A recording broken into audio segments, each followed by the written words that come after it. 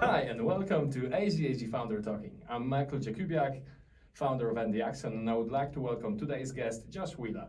Josh Wheeler is a presenter on Gaydio, the UK's largest LGBTQ radio station. He runs the Exchange Show every weekday from 10 till 1. But what most important, he's a founder of B Broadcast, a media production company that supports LGBTQ causes. Hi Josh, how are you today? Hey Michael, thank you for having me. I'm good. How are you doing? And what are we talking about today? I'm very well, thank you very much. I think it's good to talk about the journey today. The discovery and the power of coming out. Which time? Which time? It looks like we need to coming out every time, you know. Are you gay? Are you ADHD? Are you this? And another label. The label is the thing that everybody's scared of, I think, the most, isn't it? But I do think there is a kind of a consistent coming out, whether it's your sexuality or whatever else is going on with you. There is a level of constant coming out. So in a way, the sooner you get used to it, the better. Just come jumping in straight in, both feet first, and just be like, that's fine, done. And I'm thinking, okay, what's it gonna come out within 5-10 years time? Okay, let's get ready for this. What else I've got which I don't know about? Great sense to get it all done in one.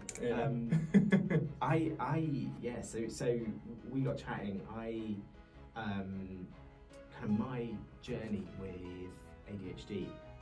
I'm definitely not an expert in any of this. I have been on.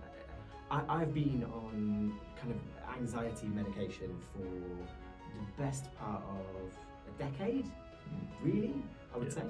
And it started because there was a period, it was about a week, maybe 2 weeks, where I basically hadn't slept. And that sounds really scary. I would probably doze off for a couple of hours each night. But I would go to bed and I would immediately think of, right, I need to email Barbara, I need to contact Susan, and I need to make sure that I put that thing in the bin.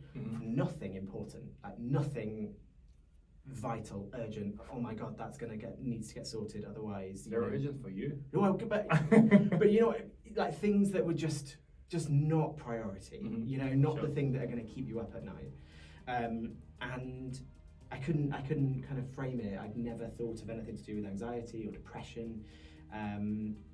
That was other people, right? That was other people. And went to the doctors. The doctors gave me some sleeping tablets. It was fantastic. I slept beautifully for a week. I was like, this is solved. This problem is sorted. Brilliant. I went back to get more. You can't have more. They're highly addictive. Off you pop. But they basically then diagnosed me with, I forget the way around it, anxiety-related depression or direct depression-related anxiety. And the treatment, I think, is pretty much the same.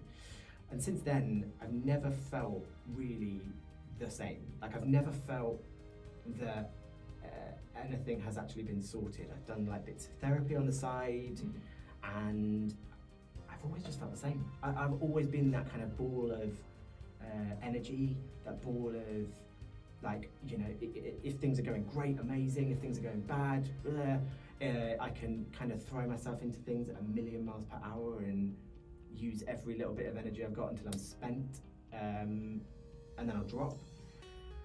And then last year, maybe the year before, I started talking to my GP to say, look, this just doesn't seem right. I'm bouncing around these medications, and yet nothing has done anything, and it just doesn't seem like it's going in the right direction, and I'm not sure this is the right thing for me. We started looking into other things.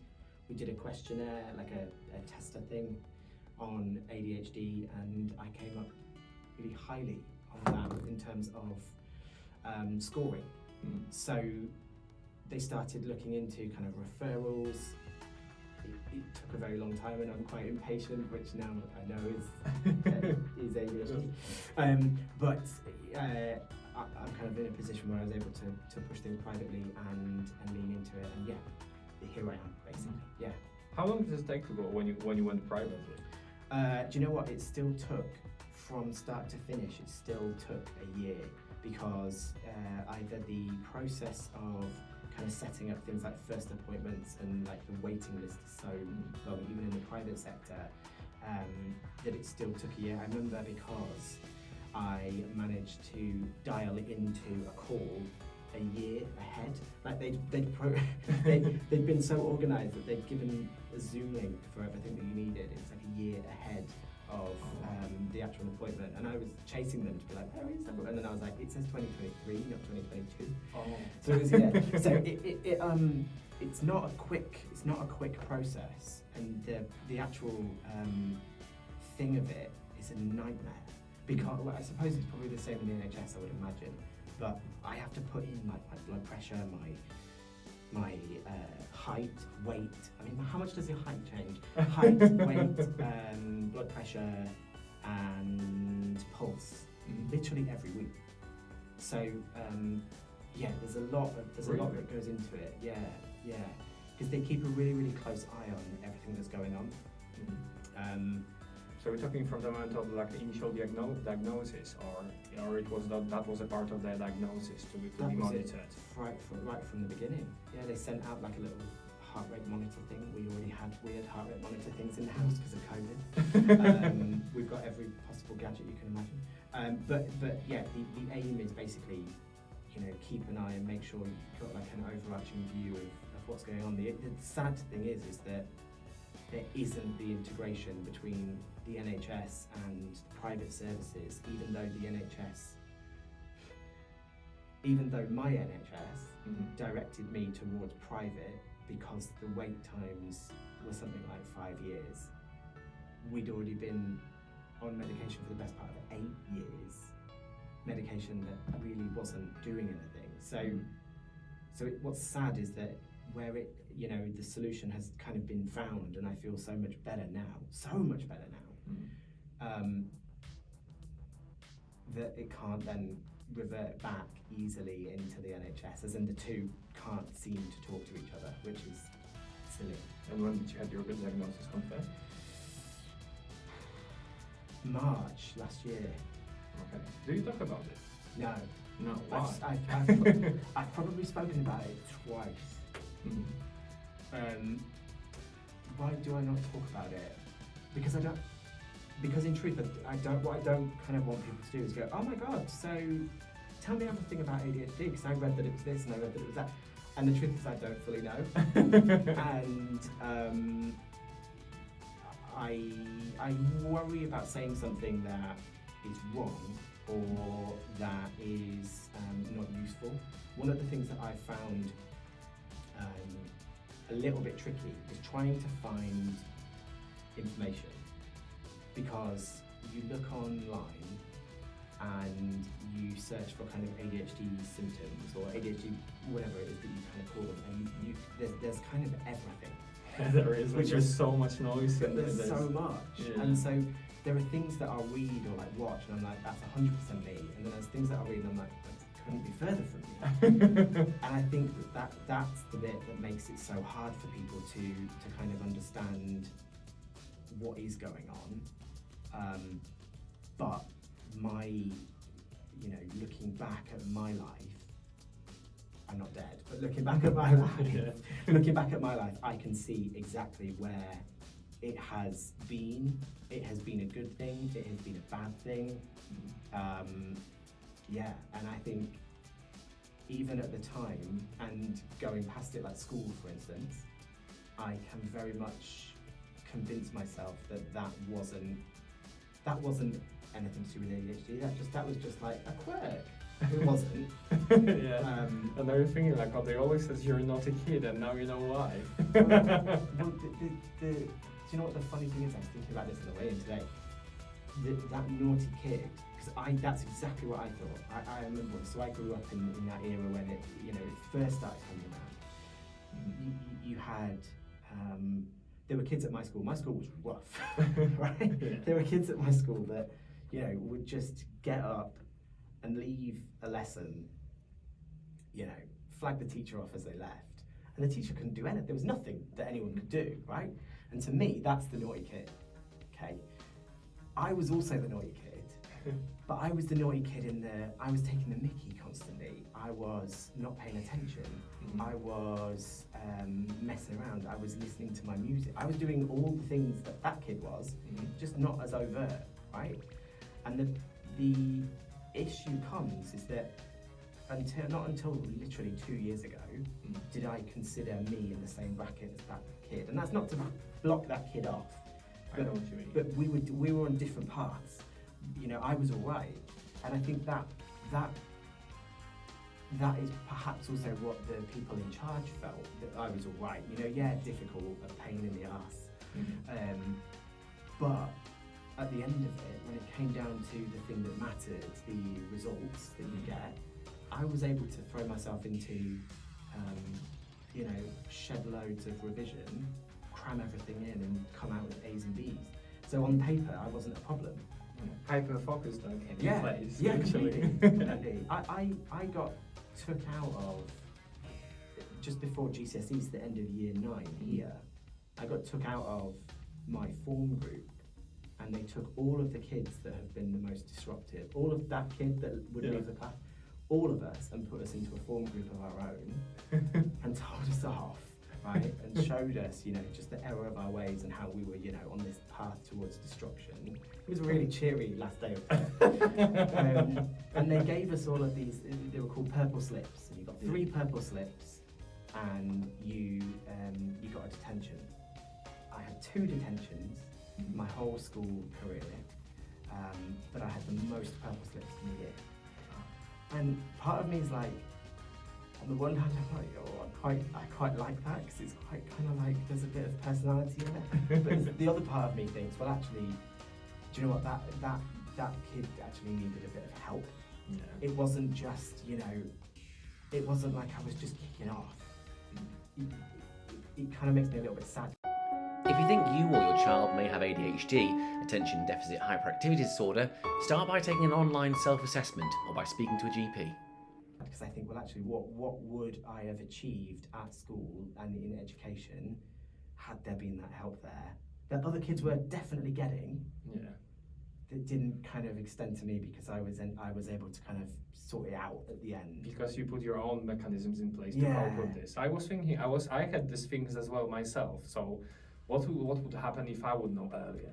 First, it would make you who you are now. That's for the first. Yeah. But I think it's because why when you're 30 and you are able to cope with being neurodivergent, it's because you're old enough to, you know, to understand your life. So you don't need to know what's wrong with you or what's happening with you. You just know that you act in a certain ways in a certain occasion. So that's why, for example, I'm forgetful, that I create a mechanism to help me with that, you know. Yeah. Or I know that loads of distractions, I put the focus so I don't have any notification, and so on and so forth, you know. And that's sometimes when you need to find out first and then to put these mechanisms in place. And I think that's when those kids who are younger and then know what they can put in place, that's when they need help. Yeah. But it looks like both of us be able to create those own mechanisms to be able to cope, and that's why it slipped through attention of other adults. You're thinking into, like, you're completely right. Putting it into kind of broader context, I sort of thrive in a challenging situation, like in a crisis situation where lots of people are kind of flapping. Like, it's happened multiple times where I'm kind of like a person that can kind of calm a situation quite easily and pull all the bits together. And here are 4 different options that you can take in this moment, and here is what I think the outcomes will be based on X, Y, and Z. And then, you know, in a client situation where they're kind of panicking, that works great. That's brilliant. That's the person that you want in your team in that moment. But it's not always the best to you know, that to be your best situation. You know, you want to be able to be at your best generally, and And you don't need to, you want to not to always repeat yourself all the time. no. And I think that's a bit with the label which come in place, that people just don't want to repeat themselves all the time. No. It's just when stuff, I think, messing with your life, that's when people start coming through. But I think there is also advantage of if you would come out earlier to people, it would be of help for us. Yeah. It's like we put obstacles in front of each other ourselves, you know. Yeah, but there's so much panic about a label, and even even just knowing, where I'm at, it puts so much of the stresses and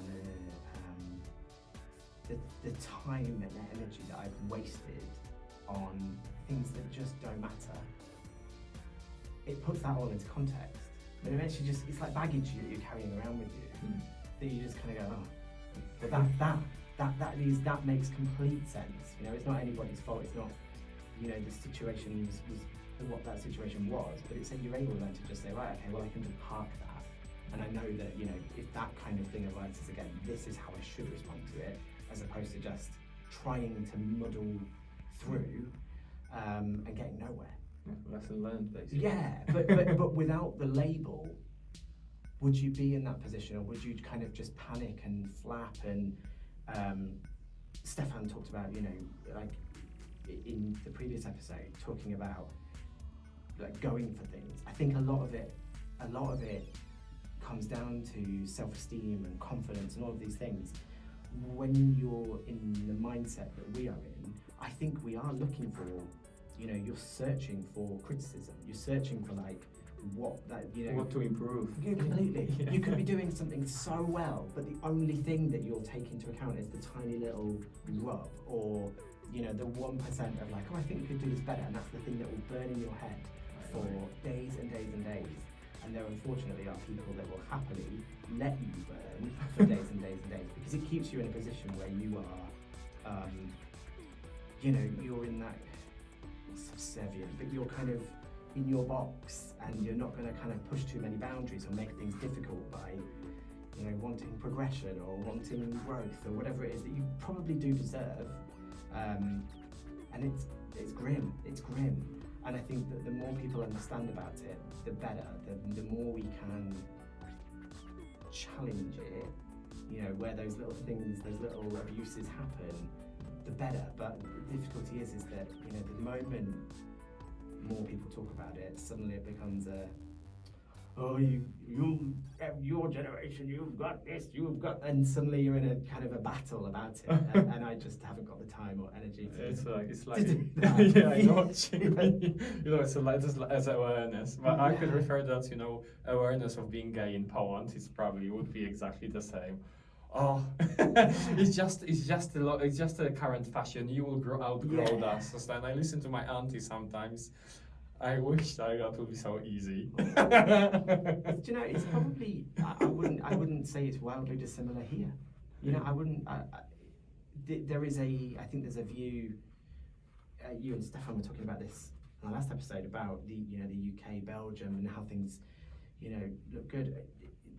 I think there is the acceptable face of what people think about LGBT people, on the mainstream, how we look at certain issues, and but then there is the reality. There is the reality of your auntie ringing you up and saying, "Oh, it's just a phase." Well, it's not. I'm pushing 40. Like, it's not a phase. It wasn't just a long. It's a 40-year-old phase. The itch, the 40-year-old itch. But I think as well, when it comes to LGBT people, and we were chatting about support groups and kind of like community groups that bring people together in the world of business. I think that it does give you a bit of a spur. I think there's almost an element of like you've almost got something to prove, even though you don't. Yeah. I think there's something within us that like it's kind of like you're already on the back foot, so making steps and going forward and winning business and all that stuff that goes with it.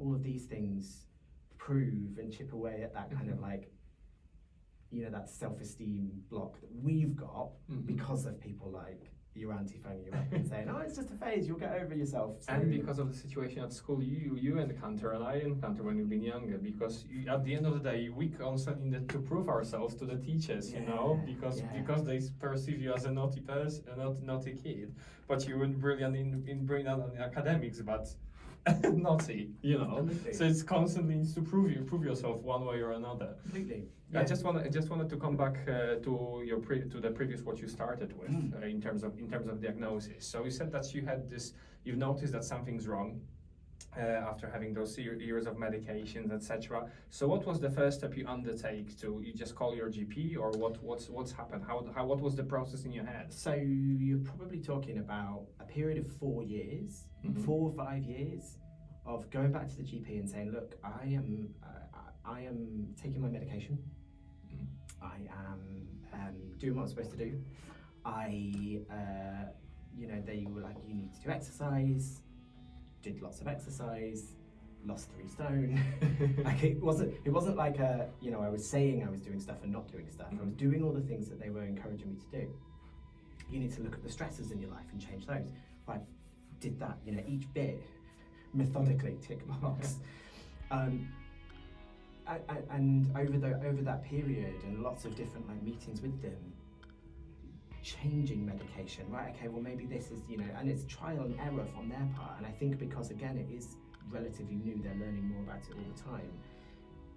It now makes sense that, the path that they took me on, try this, try that, try the other, and then let's look at other things as well. They had talked about actually lots of people that they're seeing now being misdiagnosed with anxiety and depression, which we saw a significant rise in the last however many years, actually being misdiagnosed as ADHD. Now, I don't want to kind of scare anyone or think like in the future, but who knows, in 10 years' time, they might go, well, actually, there's been a rise in ADHD, but actually It wasn't a rise, it's just how to diagnose it. Completely that, but also it could also be that we learn something completely new, and it's a different thing that, we don't know at this stage. Yeah. The point is that the more we learn about these things that affect us, whether they're new, old, whatever, it doesn't really matter. It's about what you do in that moment to respond to it. Now, as a country, we seem to be responding to it in the sense of like, oh, isn't it ridiculous? Everyone's got blah, blah, blah. and it's just stupid. It's stupid because all that does is it sends people who are struggling, either into a camp where they have to kind of fight and defend and whatever, or they go into a camp where it's like, actually, it's stupid, that's not affecting me, when it absolutely is. And those people then are left behind. And that, for what? For what? So Barbara can put on Facebook that she thinks it's ridiculous. We don't need it, Barbara. Do you know? We don't need it. We could just get on and we could take that person and they could go on to create, a multi-million, billion-pound business. But instead, we've got Barbara.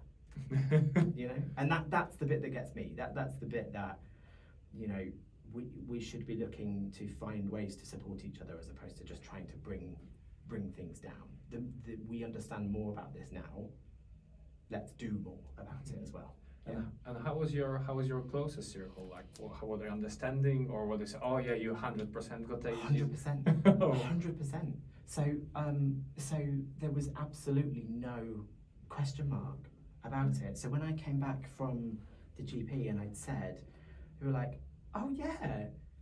But the thing is, there was a lack of understanding more generally about, the symptoms of ADHD. But they also knew that, because when I've talked about school and things like that, they also knew about all these things because, a lot of my friends went to private school. I don't know how that's happened, but a lot of my friends went to private school, and if you do anything, you're in trouble. Whereas at my school, not the case. And we've kind of chatted through, and they've been horrified and laughed at the tales of the things that we would get up to. But it makes complete sense based on who I was, and then the challenges that I faced in the world of work, that my friends have been there with. These are things that everybody faces challenges, but that for a lot of it, they kind of found it hard to understand why I was so bothered, because it's just work, and that's the bit. It's the way that we're looking at things, the way that we're processing everything is just different. And so when the diagnosis came through and I shared it with them, they were like, oh my God, this makes complete sense. And how did you feel? Well, when you discovered, how did you feel on the day of discovery? Do you remember this? Yeah, I remember feeling like bizarrely sort of euphoric is probably the right word, because I felt like for the first time in a decade, I had an idea of something, because prior to that it was anxiety. You've got anxiety, you've got, you know, you get stressed, you know, you've got to find ways to be kind to yourself. And I was like, I'm not being mean to myself. Like, I don't feel like I'm being mean to myself. And yeah, for the first time it felt like there was actually something. Then I started looking into it more. And I was like, I mean, it's not the best place to look, but I was like, I'll look at TikTok, I'll look at like social media, and suddenly I was hit with like, you know, really cool things of like really cool creative people that were kind of saying like, right, so this is, you know, the day in the life of someone with ADHD, and like 4 of the 10 things, I'm like, yeah, that's 100% me. But then the others, it's not, am I? Is this? Is it? And so suddenly it's like, what's happening here? So it was good, and then it was kind of like a bit of a roller coaster, because it was like, well, actually, am I doing the right thing, and all of that. But I think the more we learn, the more official information there is, the better. I agree. Yeah. I think it's worth to add in here that with ADHD there are different traits. So people also for listening, you know, that's how you said. So you may have 4 out of amount of pool which is mentioned, and some other person will have 7, or you know, it's like a massive umbrella term connecting loads of different traits, and each of us is different. So that's why you cannot create a unified approach for the neurodivergent individuals. No. You just can't. You absolutely can't. And it sounds ridiculous, but you know, again, we started this by kind of like joking, but not joking about, you know, the naughty kid at school. Well, we know that, you know, girls in particular, when it comes to ADHD, will go quiet and kind of go into themselves a little bit. Very often misdiagnosed with bipolar, being bipolar as well. Yeah. So on the one hand, you've got the really naughty kid that's, you know, kicking off, and then you've got, so immediately you've got, but the perception is just the naughty kid. Yeah. And that's the bit. It's like it's we don't know enough. So unfortunately, I think for a lot of people, certainly like our age demographic, who were just probably at the edge of, you know, before help was really there at school, we're trying to find and muddle a way through of like, where actually are we on this thing? And unfortunately, a lot of us will be missed, I think, because we'll probably think of it as the naughty kid, and that's it. And it's about finding all of the other advantages, like out of the box thinking. You know, when you said about, you know, sorting challenges, situation, and sorting loads of challenges, I think that's what they say, and what they say, how I feel as well. Yeah. It's a highly logical thinking. So it's a struggle with the task which is not logical. So it's not logical. You just want to create to make it logical, so it makes sense. Yeah. And that's how you sort the issue. Just making things sounds logical. Completely. And but the funny thing is, you know, there are organisations in my sector that are paid millions, right, for crisis comms, crisis management, and some of the core rules about crisis comms is, you know, finding the truth immediately and finding the best way to tell that truth and then taking action. Those 3 things are pretty straightforward and simple, but you see companies and politicians and, you know, everyone mess this up constantly, okay? What needs to happen is crisis comms teams, whatever's going on there, they just need to bring people in with our kind of mindset and go, right, this has happened, what do we do? Because actually... We're some ADHD person here, sorry. Exactly. Just literally shout out over the balcony. Barbara, not Barbara. Barbara's in accounts. She's but you bring those people in, because actually that, you know, I hate to say it, but it's that kind of like being able to kind of really quickly spin through the noise of what is going on. Right, how does this group feel? How does X group feel? What does the organisation need to do? Those are all the things that you need to be doing as a company straight away. Yeah. And I think that is, I hate the term, because it's almost been used against the people that have talked about it, and I know where they're coming from. But you know, when people talk about ADHD as a superpower, I agree with it. I feel sad because there's been a lot of people that have criticised it, but I see where they're coming from. They're talking about it as, you know, these are the things that have helped to spur them on in challenging situations. that's that. That's that. You know, the reason why clients will come to me in a tricky situation and be like, look, there's 1,000,001 things happening here. What can we do? What would you do in this situation? I can kind of quite quickly cut through the noise and say, right, these are the actions that I take. Whether you like them or not is a different thing, but these are the actions that I would take based on all of this. And we're a successful business because people like the actions. That's the bit, you know. Using the things to our advantage, you know, where they are working for us is great, and then I think we just need to find ways where they aren't working for us. You know, in my, you know, at the very beginning of my career, time management, oh my God. It is something to learn. I agree with that. It's Oh. time management. Because I was used and to... prioritization as well. Oh my God. Those literally two things, like, which is always on my head: prioritization and time management. That's I'm stick to the paper. I used to get in so much trouble because I was used to, in a sense, cramming everything in at the last minute. You can't really do that in my industry. And so now I don't have it with me, but my to-do list is similar to yours. There's about 12 boxes on an A4 piece of paper each day that, you know, it's carved up based on, if I'm not doing that each day, then I may as well just give up like, that day, because there's no chance that anything's getting done. It's a really strange one. Like, unless it's there, unless it's kind of going through that list, it's not happening, unfortunately. Or if it does happen straight away as well, I've noticed. So the best way is, like, when you can do something straight away, do it straight away. The challenge starts when you cannot do it straight away. Yeah. So it's the right place to write it down, so you actually can do it. But you learn it through, I don't know about you, but I learned that through fear. Because I was fearful of getting in trouble.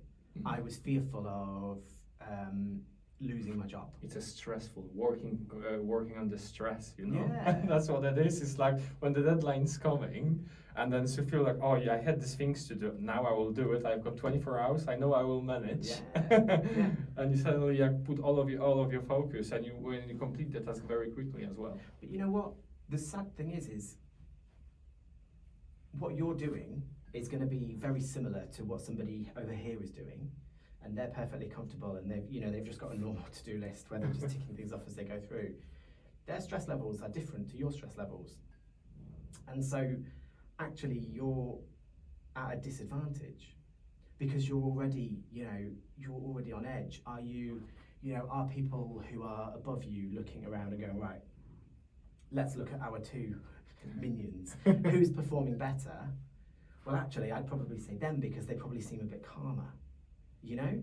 Yeah. It's a really, when you break it down and you put it into like that sort of context and things like career progression, which everybody is working towards, it's tough. And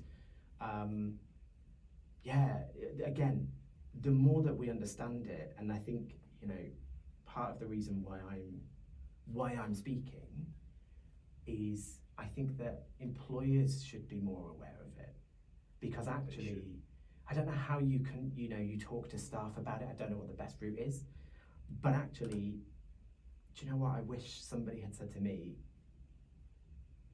10 years ago? By the way, there is such a thing like ADHD. Looked at this, because actually I think my career would be wildly different. I don't think it would necessarily have changed what I have done, or the way that I've gone about things.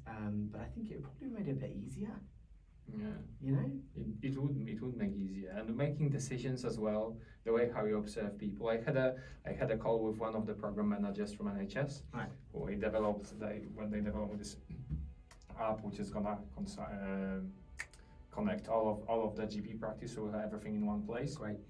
Anyway, what we talk about her team in this whole massive project, and it was call around neurodiversity in her team, and you suddenly when you start thinking about it, it's not like it's just it's just a matter of finding a time to stop and think about your team, and suddenly think, okay, this seems out of the box, this is unusual, this is not responding to the everything else what everyone else was responding. That's right away a flag. That's not something's wrong with them. That probably means it's neurodivergent. Yeah. Maybe those other things, Yeah. but that should straight away put this alarm bell Yeah. behind you. That you're supposed to a bit of change the approach and think that this person also may don't know about it, because 50% don't know that they're neurodivergent, and that's what you also need to be mindful Yeah. of when judging people as well. So for their behaviors, you know, he may don't know he's ADHD or he's autistic. He acts this way because he thinks that that's a proper way to act. So now you need to adjust your process around, because you see if you do act the same like all of the neurotypicals are doing, you won't reach any results. Now, I remember when I first became a line manager. So this was basically in the, you were in sort of middle management, and the juniors come to you, and you're helping them to develop and all of that stuff. I remember my first line managee, might be the term. She came to me and she was like, "I really struggle. I have dyslexia. I really struggle because I'm getting pulled up on spelling mistakes and grammar mistakes left, right and centre, and I'm not sure what to do." And she'd reached a point where she was checking everything, she was printing things out, it was a waste of time, unfortunately, for her, I mean. She was doing all this kind of extra stuff, which she needed to do in order to make her work acceptable to the people she was giving it to. I also think that mistakes happen, but really quickly we were able to bring in Grammarly as a product that she hadn't come across, and we put that onto a computer and it caught things as she went, and it saved her so much time and effort and energy and wasted tears, really, about what Barbara thinks about her work. About how she writes. But again, it is that. I remember hearing somebody say in that room at the time, "I'm a grammar Nazi," and you think, well, okay, that's a weird thing to kind of be like, I'm cool with that. But to throw that out there, knowing that there are people that are really struggling, and that was the thing. That was the thing that was holding her back. And now she's like a high flyer, and I doubt she even thinks about it. But it's exactly the same thing. It's those little bits that are holding us back. We need to be finding ways to tackle them, 100%. There is technology to tackle loads of issues already, Exactly. especially from the neurodiversity point of view. What are they? Because I haven't got any. What are they? Let's start with the calculator for the dyscalculiac people. So I can barely use a calculator. Use the calculator. You will have speaking software or Grammarly, like as you mentioned. You will think about adjustment like having headphones with a noise cancelling, or having a room when someone needs to go and have a quiet space, quiet space in the room. What I came across, I was at the event with one of the cyber heads in a massive global business, and what he said, which is also very good, is a job rotation. As a tool to manage. How it's called, burnouts. Yeah. So burnouts very often happens, and what to deal with this? So job rotations, and what they did, which was impressive for me, they actually hired a psychologist to the team. So you don't always want to talk to your manager, Sure. but you will talk to a psychologist, Sure. especially if it's paid and it's here, and that's how they manage this. So and there is no more burnouts there because of the way how they did it. It's like you put a calculator, and then this calculator will be sorted as well. Yeah. You add Grammarly to your system, and you don't have a problem with dyslexic people. You put the headphones on with a noise cancellation and an extra room in a place, and you can deal with sensory overload candidates, so on and so forth. Yeah. It's. I think there's a company that I work with called What's Inc. and they're amazing in the PR industry. They kind of advise organisations that are going through growth periods. And a couple of years back, they created something called PR Stack, and this was basically all of the tools that were out there probably, I'm trying to think the era this was. It was like 2016 maybe. They created all of the tools, like crowdsourced them from the industry. What helps to make a difference in making your day easier? I don't know if that was the official lining of it, but when I read it, that's what I got. And I printed it out. It was literally about 100 pages, and every single person that joined my team, I was like, I want you to go through this, and I want you to play with things in here and just see what works for you. And Grammarly was always one that came out really highly in terms of like, you know, that works for me, but there were other things in there too that people kind of jump towards, and I think that's the bit that we need to look at. They're doing another process as we speak about AI. So how AI kind of come into it. You know, immediately Grammarly. You know, if you're worried about your writing, whack all of your content into ChatGPT. Yeah, and just ask it. Yeah. Do you know?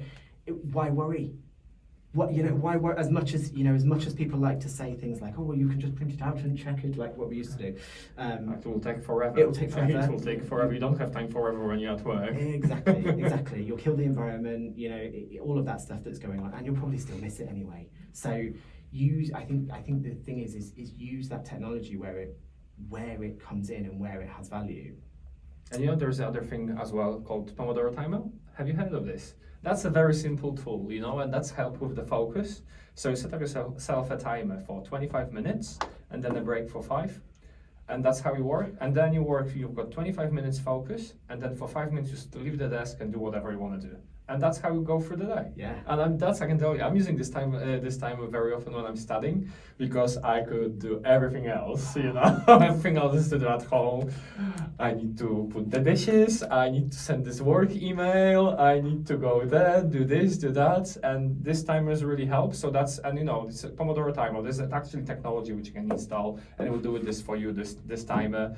And yeah, that's an additional simple tool which helps you with focus. Great, amazing. Yeah. I'm not a break person. I have like a cup, like a big cup thing, that basically has a flashlight on it to remind me to drink water. Oh, I remember you were saying this is brilliant. It's very cool, but it's also very passive aggressive. Like you're in the middle. I don't need water anymore. I'm fine, but it kind of flashes you. But it is that thing of, you know, even kind of reading up that you'll get so fixed on, you know, powering through 1,000,001 things that suddenly you haven't drank for 4 hours, you haven't gone for lunch or whatever. And again, these are all things that I've probably got myself into over the years, just becoming the norm, which is great for the world of business, because it means that, you know, you're a bit of a powerhouse up until the point that you hit the wall and you do burn out. Yeah. I agree. On this note, it reminds me on my side what I do. So you've got a flashlight bottle. So I didn't use technology, you know. So I forgot to eat when I'm in the focus, and it's like I could literally do stuff and suddenly realize that's 10 o'clock and I haven't eaten. Sometimes, you know what reminds me, when I see little pop-ups and, you know, there's little text, and I will read through this, and every text which I came across, so everything what I hear, it's like works like an inspiration to my schedule, you know. Yeah. So here, like somewhere, so mentioned pencil tax, someone mentioned food, and it literally comes, oh, I haven't eaten. Oh, I had a letter from them I need to respond to. And you'll hear it enough time, and then that's how you start to actually using it into your advantage. That's how I'm using it. Yeah. Yeah, it's all of these things that we just need to get better at. We just need to be able to get better at managing ourselves, but then we need to find a way that, both in the world of industry, and I'd like to say it's getting better.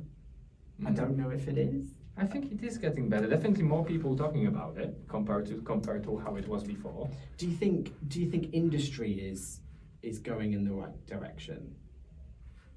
I think that looks like all the focus is there. Okay. You know, there are companies like mine. You know, at the end of the day, we're trying to help neurodiversity. You know, we're developing together with the University of Manchester and University of Lancaster. Actually, we will find out this week who with, or maybe with both. You know, develop a solution which will help, first of all, based on your profile, assess straight away if you're neurodivergent, give you the likelihood. So it will be a tool which help with diagnosis, help people understand if they are neurodivergent or not, and also help people to do something about it, you know.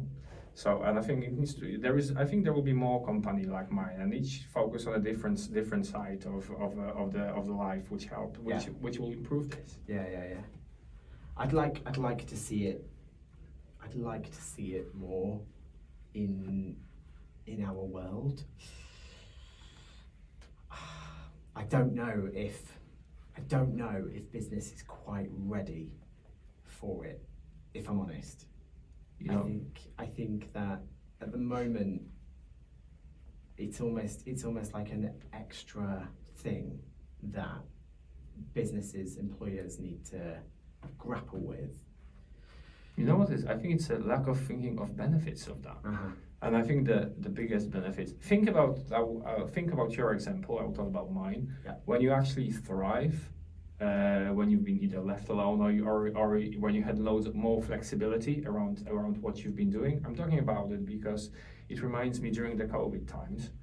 I've been left alone, and that was the time when I thrived in the company. Like I thrived to the moment that I smashed everything they did in their 60 years old history. Yeah. And then they wanted to put me back to the same box which was before, and it's basically I left 3 weeks after because of that. But that was the situation which allows me to thrive. You know, they give basically having 2 employees in one. If you make things right, you have people who are very ambitious and who are very focused. You just need to create the right environment for them.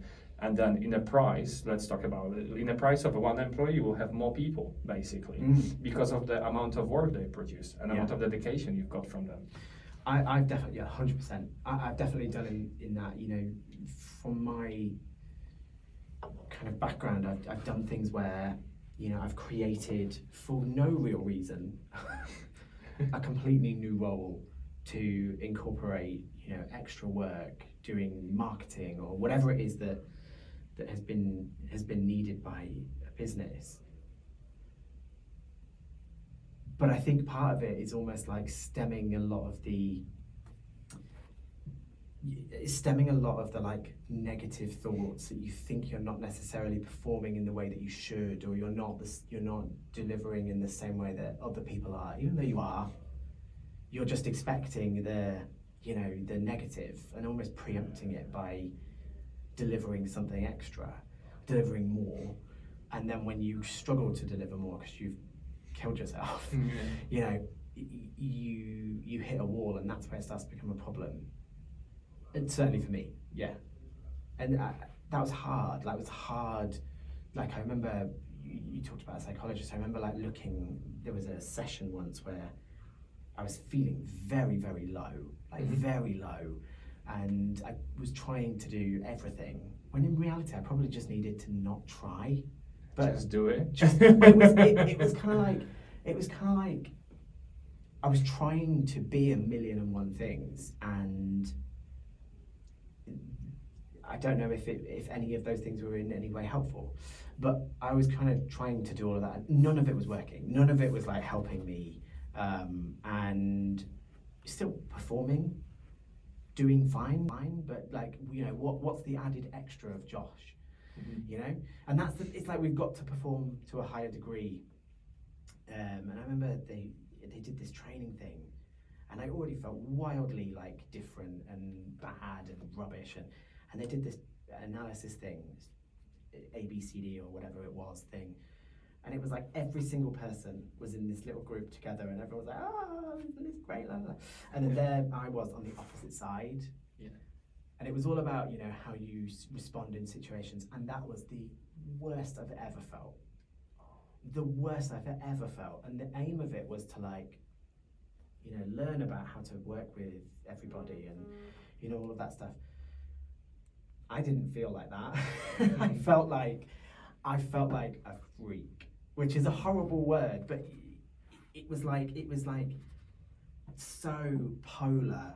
And that for me was like the moment where I was like, I can't do this anymore because I won't be here anymore. Like, as horrible as it is, you know, those kind of situations, they're the kind of that click moment of, like, triggers, basically. It triggers for change. Yeah, completely. I think we're coming to the end now. So, last question, last word of advice from you. What would you advise to the person who thinks that may be neurodivergent, but he's not sure? So my first bit of advice is don't Google it. Okay? Go and speak to somebody. Whoever that somebody is doesn't actually matter. Go and speak to somebody. It could be like a friend, a doctor, private company, whatever it is.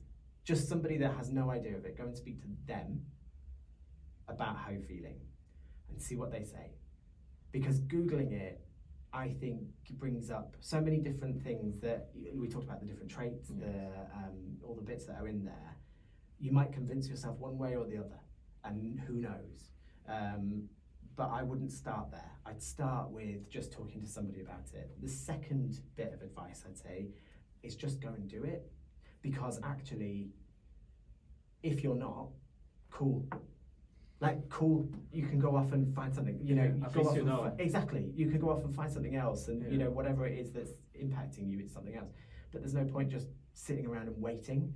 I probably waited far too long and could have pressed it further, and things would have been a bit easier. So on the one hand, don't kind of waste time just waiting around, find out, but at the same time, don't Google it.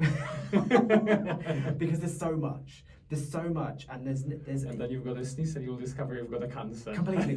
So basically same story. And it's like, suddenly it's like, oh well, ADHD, this is what it points towards, not being able to get out of bed. And it's like, well, that's not me, so that couldn't be it. And then suddenly you've snipped off something that actually very much could be. Go and speak to somebody, speak to some friend, like you asked me like what my friend's reaction were, and they were like, oh my God, yeah, that makes complete sense. That is the approach. Like just go and talk to somebody about it and see what they think, or find somebody that has spoken about it and speak to them. That's a good advice. Yeah. And the last question, what was the biggest advantage for you discovering your ADHD? Ooh. Or the biggest, what did you find the most positive change or positive impact after discovery? Releasing baggage. Yeah, releasing baggage, because I've probably carried around things that have happened, with the expectation that something bad is going to happen in the future,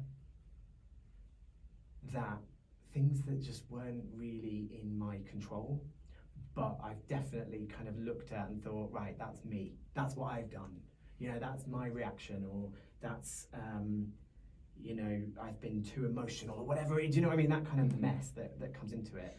And the reality is that a lot of it already was out of my control by the time I'd even, walked into a room. So for me, I think the biggest thing was just to be able to kind of put those situations that you do kind of hang on to into context and say, actually, I can give myself a bit of a break on that. That I think would be it. The other side of it is, in terms of diagnosis, changing the way that you are in the future. So not necessarily like changing your approach to things or focus, but knowing how you'll probably respond in a moment makes things a lot easier, and made me, I think, a lot calmer, knowing that actually sometimes when I am that kind of like ball of energy, it's like, okay, well, how can I use that and push it in a good way, as opposed to just being like, oh my God, I haven't done all these things, Yeah. So I think the whole bit, the interesting thing about, where I was told to kind of like be kinder to myself, actually you are able to when you've got something that you can kind of relax into a bit. Yeah, beautiful. That was a good piece of advice at the very end. Lovely speaking to you, Josh. I really enjoyed this conversation. Hope you all enjoyed listening to us as well. And wish you a very good rest of the day. Thank you very much. See you soon. Thanks for tuning in to ADHD Founder Talking. At ND Axon, we're breaking down barriers to help neurodivergent individuals thrive in the workplace and in life. We offer an inclusive app to support businesses in developing a more inclusive workplace. Visit ndaxon.com to learn more about our mission, podcast, community, and how to get in touch with Michael himself. Together, let's bring awareness to neurodiversity